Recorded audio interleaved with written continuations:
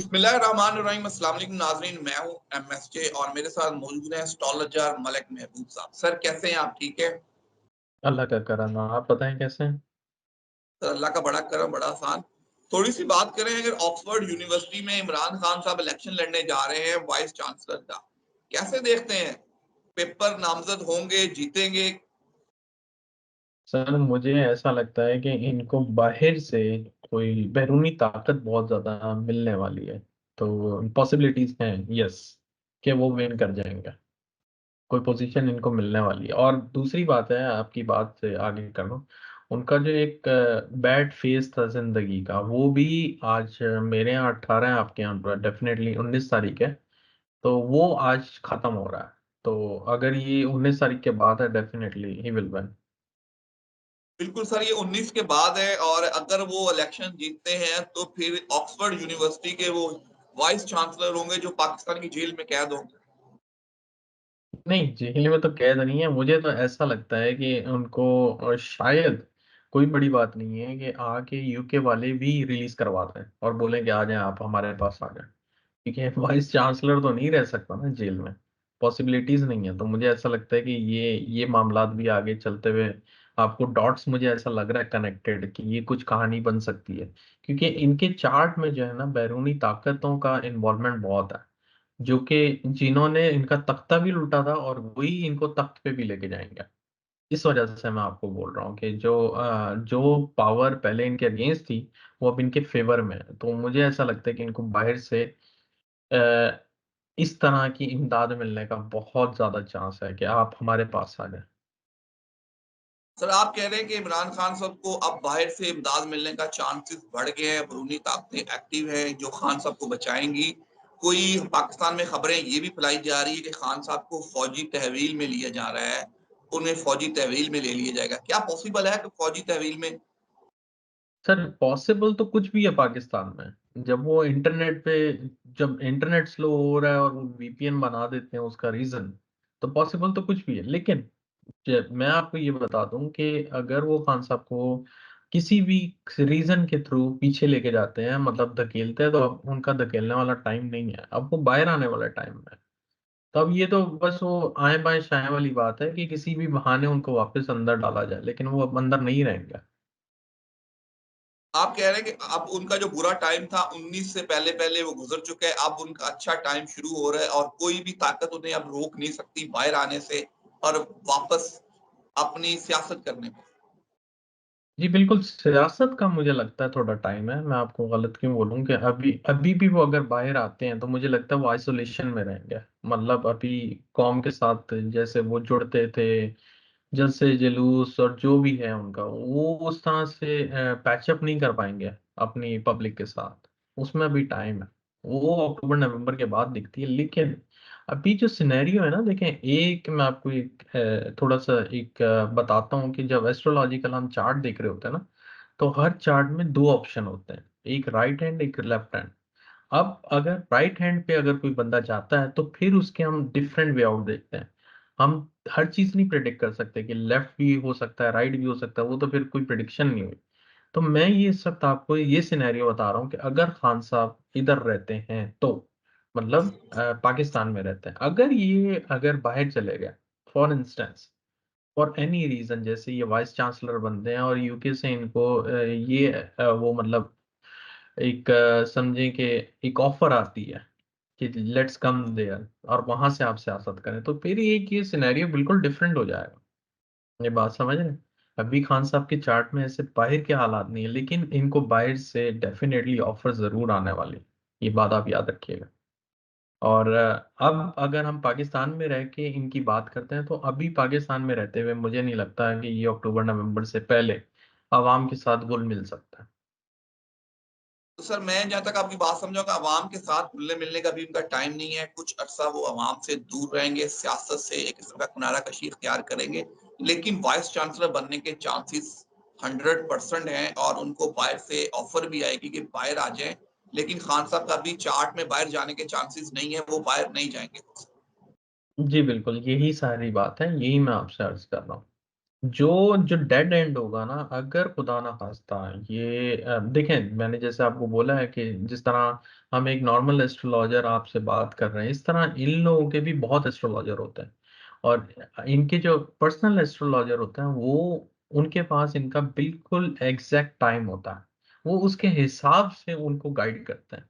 अगर ये कोई डेड एंड पे मामला चला जाता है, जैसे आप बोल रहे हैं कोर्ट मार्शल और ये ऐसे मामला हो गए, तो उस सूरत हाल में मुझे ऐसा लगता है कि खान साहब शायद ये आखिरी हरवा अपनाएंगे कि यार चलो मैं जो हूँ अभी बाहर जाके देन आई विल मतलब चेंज माय प्लान्स, इस तरह से वो कुछ करेंगे।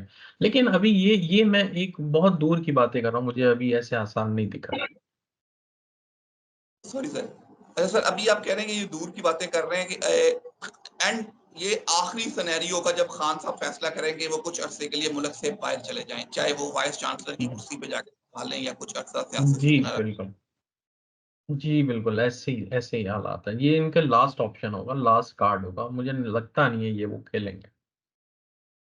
सर अगर थोड़ी सी बात आपसे करूं, शिबली फराज साहब, अब हमने उमर अयूब की बात की थी, और दूसरी तरफ आरफ अलवी साहब प्रेसिडेंट रहे इमरान खान के दौर में, बाद में भी, दोनों ही स्क्रीन से गायब हैं, पार्टी में उस तरह मुतहरक नहीं है। आरफ अलवी ने कोशिश की थी कुछ मुतहरक होने की, शायद कि पार्टी उनको मिल जाए, तो फिर वो कहीं छुप गए, कैसे देखते हैं? सर आरिफ अलवी का जो चार्ट था वो बड़ा न्यूट्रल चार्ट है। ही डोंट हैव एनी पावर। मैं ये नहीं कहूंगा कि उनके पास पावर नहीं है। मतलब एक पर्सनालिटी की पावर होती है जो आपको एक लीड करने वाली रोल, वो लीडिंग रोल नहीं है उनके पास। दैट इज द रीजन कि वो अभी पिक्चर से आउट है। और यही शिबली फिराज का भी है।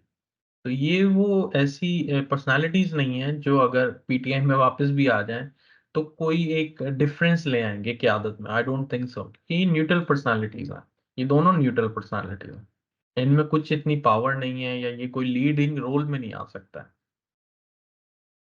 सर लेकिन शाह महमूद कुरैशी तो लीडिंग पावर में आ सकते हैं, उनका रोल तो बहुत इंपॉर्टेंट है, अगले नायब कप्तान भी हैं। कब तक देखते हैं शाह महमूद कुरैशी को बाहर आते हुए और पार्टी की क़यादत संभालते हुए? सर मुझे ऐसा लगता है कि एक ये बुशरा बीवी और ये शाह महमूद कुरैशी, ये जो दो हैं बंदे, ये बिल्कुल साथ साथ सिनेरियो में चल रहे हैं। और होपफुली अगस्त के एंड या सितंबर में आपको इन दोनों में से कोई एक बंदा डेफिनेटली बाहर आता हुआ दिखेगा। तो खान साहब भी इंशाल्लाह आ जाएंगे। ऐसा नहीं है कि खान साहब नहीं आएंगे, लेकिन मुझे ऐसा लगता है कि ये शायद खान साहब से पहले आपको रिलीज होते हुए दिखें। सर आपने आज बहुत बड़ी पेशेंगोई की है कि खान साहब वाइस चांसलर बन रहे हैं। अगर वो वाइस चांसलर बन गए तो हुकूमत के लिए तो बड़ा मुश्किल हो जाएगा, पाकिस्तान की आवाम तो फिर जीने नहीं देगी। एक अडियाला का कैदी नंबर 804 ऑक्सफोर्ड यूनिवर्सिटी का वाइस चांसलर होगा। जी सर, वो बन सकते हैं क्योंकि उनके जो चार्ट हैं उसके अंदर सन की जो है अंतर्दशा स्टार्ट हुई है। सन जो होता है वो आपको डेफिनेटली गवर्नमेंट से रिलेटेड आपको कोई ना कोई पोजीशन दिलवाता है, और इनका सन बहुत अच्छे हाउस में बैठा हुआ है। दैट इज द रीजन मैं ये प्रेडिक्ट कर पा रहा हूँ। तो सर फिर मैं वही आपसे पूछ रहा हूँ, हुकूमत के लिए और बाकी लोगों के लिए बड़ी मुश्किल खड़ी हो जाएगी खान साहब अगर वाइस चांसलर बन गए। सर वो अगर ये नहीं भी बनते, मैं एग्जांपल दे रहा हूँ, अगर वो ये नहीं भी बनते तो कोई और सिनेरियो बन जाएगा जिसकी वजह से हुकूमत के लिए तो मुश्किल खड़ी होनी है। मेरा कहने का मकसद ये है कि सिर्फ इस वजह से नहीं वो होगी। अगर ये नहीं होगा तो दूसरा सिनेरियो भी रेडी होता है। जैसे मैंने आपको बताया है कि हर चार्ट में एक राइट ऑप्शन होता है, एक लेफ्ट ऑप्शन होता है। तो दोनों ऑप्शन में हुकूमत के लिए प्रॉब्लम्स हैं, खत्म हो गई बात। तो वो कोई भी हो जाए, ऑप्शन ए हो ऑप्शन बी हो, तो हुकूमत तो प्रॉब्लम में आने वाली है। और वो अक्टूबर नवंबर में ही आनी है। और आई थिंक कि ये शायद इनका इलेक्शन भी इससे करीब करीब ही है कुछ। बिल्कुल इसके करीब करीबी है, और आप सही कह रहे हैं कि हुकूमत के लिए अगर खान साहब ना भी बने, उनका टाइम अच्छा शुरू हो गया, उनके लिए मुश्किलात तो हुकूमत के लिए अब आनी ही आनी है। एक तरफ वाइस चांसलर है, दूसरी तरफ सदर ट्रंप है, तो कुछ नया, कुछ नई चीज होने वाली है। जी जी बिल्कुल। और सर कोई बड़ी बात नहीं है, आज 18 तारीख है, स्टिल आई थिंक हमारे पास 5-6 दिन है। अल्लाह करे सब खैर खैरियत से अमन ओमान से गुजर जाए। पाकिस्तान में जो, जैसे मैंने बोला था पहले, प्रेडिक्ट किया था कि सैलाबी सूरतें और कुदरती आफात मुझे बहुत ज़्यादा खतरनाक दिख रही हैं। और अब वो मेरे ख्याल से पीक पर चल रही हैं और आई होप कि इससे ज़्यादा बुरे हालात ना हो। लेकिन अभी भी 25 तारीख तक ये मसले मसाइल बहुत ज़्यादा एक्सट्रीम लाइन पे दिखेंगे आपको। बिल्कुल सर, बारिशें तूफ़ानी बारिशें हो रही हैं, सैलाबी सूरत-ए-हाल भी पाकिस्तान में आ गई है। कई जगह पे सैलाब आ गया है, बलूचिस्तान में बारिशों ने बड़ी तबाही मचाई हुई है। तो कुदरती आफ़ात जो आ रही हैं, वो पाकिस्तान अल्लाह खैर करे। आने वाले दिनों में किस तरह देखते हैं, बारिशें कुछ ज़्यादा तो नहीं देख रहे? आपने 5-6 दिन का कहा है, अच्छे गुज़र जाएँ तो बेहतरीन है। कि सितंबर, अक्टूबर में ज़्यादा बारिशें तो नहीं हैं? नहीं सर, सितंबर अक्टूबर में ऐसे हालात नहीं होंगे। आई बिलीव कि ये अगस्त के एंड तक मामलात थम जाएँगे। यही एक मेन फ़ेज़ है और यही प्लैनेटरी ट्रांज़िट का आखिरी फ़ेज़ है जो डिफ़िकल्ट है मुल्क पाकिस्तान के लिए। उसके बाद इंशाल्लाह बेहतरी आएगी, लेकिन ये अगर आप ये सोच रहे हैं कि पाकिस्तान तरक्की की राहों पे जाएगा तो उसमें टाइम है अभी। ये मसले-मसाइल छोटे-मोटे बारिशें खत्म हो जाएँगी तो कोई बिजली का हो जाएगा, बिजली का नहीं तो कुछ गैस का हो जाएगा। मतलब पाकिस्तान में तो यही चीज़ें चलती रहती हैं। बिल्कुल सर, पाकिस्तान में तो ये चीज़ें चलती रहती हैं। अभी बिजली का रिलीफ़ भी मियाँ साहब ने 2 माह के लिए दिया है, तो वो भी देखते हैं। ₹14 का 200 से 500 यूनिट तक के लोगों को ₹14 का रिलीफ़ है। अब बाकी पूरा मुल्क भी है, लेकिन ये रिलीफ़ पंजाब के लिए है। सर, कहीं आस-पास के पड़ोसी ममालिक के साथ पाकिस्तान को आने वाले दिनों में कोई खतरा तो नहीं देख रहे? सर खतरा तो अभी मंडला रहा है, मैं आपको बता रहा हूँ ना 25 तारीख तक अभी खतरा है।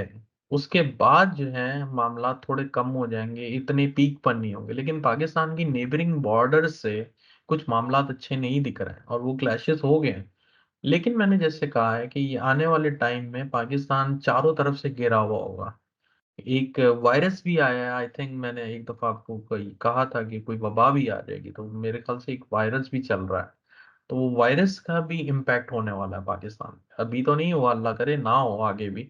लेकिन मुझे ऐसा लगता है कि ये वायरस से भी मसले होंगे और बहुत मसले एकदम से चारों तरफ से जो जैसे घिरा हुआ होता है ना, वो हालात दिख रहे हैं मुझे अभी।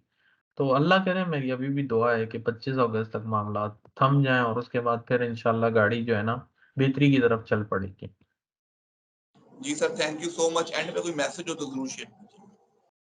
जी, मैसेज यही है कि मुझसे अक्सर लोग रेमेडीज़ का पूछते हैं कि रेमेडीज़ आप बताएँ। तो एक अच्छी-सी और आसान-सी रेमेडी है जो आप अपने मैसेज में भी डालते हैं, वो यही है कि पौधे लगाएँ। ये पौधे लगाना एक रेमेडी होती है, जिनके काम नहीं बन रहे होते, उनके काम बनने शुरू हो जाते हैं। तो ये मैं आपको बहुत ख़ास रेमेडी बता रहा हूँ और आप बहुत अच्छा मैसेज चलाते हैं एंड आई होप कि लोग कोशिश करें, थोड़े से पौधे लगा लें अपने घर में, उससे भी बहुत फ़र्क आएगा आपको। बिल्कुल sir, thank you so much. दरख्त लगाएँ, दरख्त भी एक बहुत ख़ास रेमेडी है। अगर आप दरख्त लगाएँगे, कोई उसके साए में बैठेगा तो अल्लाह ताला उसका आपको अजर ज़रूर देगा। तो दरख्त ज़रूर लगाएँ अपने लिए, अपने आने वाले बच्चों के लिए। मुझे और सर मलिक महबूब साहब को दीजिए इजाज़त। अल्लाह हाफ़िज़।